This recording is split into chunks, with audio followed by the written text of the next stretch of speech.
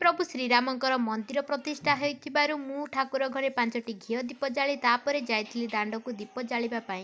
दीप जालिबा परे पायल गोटिए परे गोटिए पज दउथिला फोटो उठेबा पाई। तो सांग माने आम साहिरे केमिति झटी देइकी दिवाली सेलिब्रेशन करूछंती समस्ते अगणारे। एही अवसर रे आम गाँ रे कीर्तन मध्य होइथिला।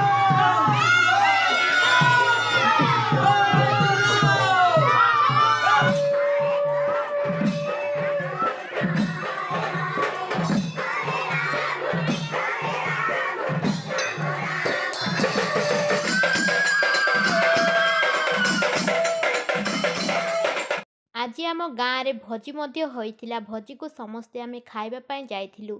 सेठारे समस्ते एकाठी बसी खाइबार कि मजा। भोजी रे भात डाली आउ घांट तरकारी होइथिला। कदली पत्र रे बसी खाइबार कि अपूर्व आनंद कहिले न सरे। वीडियो भल लागिथिले सब्सक्राइब कर दियंतु।